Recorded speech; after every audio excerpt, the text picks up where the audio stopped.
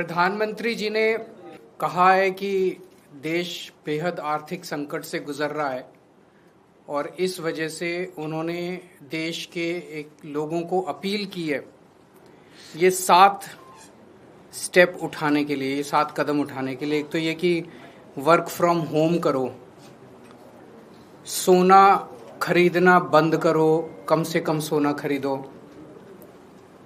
तीसरा, तेल की बचत करो, पेट्रोल डीजल की, पब्लिक ट्रांसपोर्ट इस्तेमाल करो।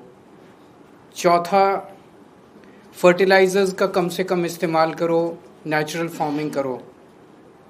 पांचवा, फॉरेन प्रोडक्ट्स कम से कम इस्तेमाल करो और फॉरेन एक्सचेंज बचाओ। छठा, कुकिंग ऑयल कम से कम इस्तेमाल करो। और सातवां, फॉरेन ट्रैवल बंद करो, विदेशों में जाना बंद करो। हमारे देश 1950 के बाद से अभी तक ऐसे कई समय आए जब देश अलग अलग संकटों से गुजरा। कभी अलग अलग देशों से युद्ध हुआ, चीन से, पाकिस्तान से, आर्थिक मंदी से भी गुजरा। लेकिन इतने कठोर कदम आज तक कभी किसी प्रधानमंत्री ने देशवासियों को लेने के लिए नहीं कहे। मुझे याद है लाल बहादुर शास्त्री जी ने भी देश के लोगों से अपील की थी, इंदिरा गांधी जी ने भी एक समय सोना ना खरीदने की अपील की थी, अलग अलग अपीलें की थी अलग अलग प्रधान। इतनी कठोर अपील, इतनी सारी 7 इतने बड़े कदम आज तक कभी किसी ने नहीं लिया। पूरा देश इस वक्त सदमे में है।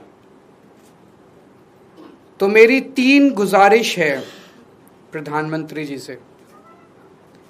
एक तो ये कि अगर आपने इतने कठोर कदम उठाने के लिए कहा है तो इसका मतलब अर्थव्यवस्था का काफी ज्यादा बुरा हाल है और या आने वाले समय में और भी ज्यादा बुरा हाल होने का अंदेशा है। देश ये जानना चाहता है कि हम कहां खड़े हैं। आपने हमें कहा हम सब देशवासी देशभक्त हैं, कठोर से कठोर कदम भी उठाएंगे, कठोर से कठोर अपने को, अगर हमें कठिनाइयां बर्दाश्त करनी पड़ी, कुर्बानियां देनी पड़ी देश के लिए, वो भी करेंगे। लेकिन पता तो चले कि ये कदम क्यों उठाए जा रहे हैं, पता तो चले कि अर्थव्यवस्था कहां खड़ी है। केवल आदेश भर दे देने से तो काम नहीं चलेगा ना। ये देश हम सब लोगों का है, ये देश हम 140 करोड़ लोगों का है।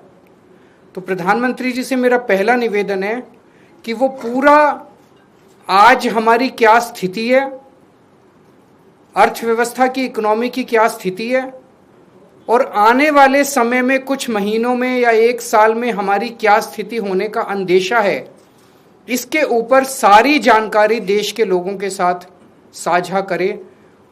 नहीं तो लोगों के मन में शंका पैदा होती है, अलग अलग किस्म की अफवाहें फैल रही है, कोई कुछ कह रहा है, कोई कुछ कह रहा है, अफवाहों का बाजार गर्म है। ये अर्थव्यवस्था के लिए अच्छा नहीं है, अर्थव्यवस्था के कॉन्फिडेंस के लिए अच्छा नहीं है।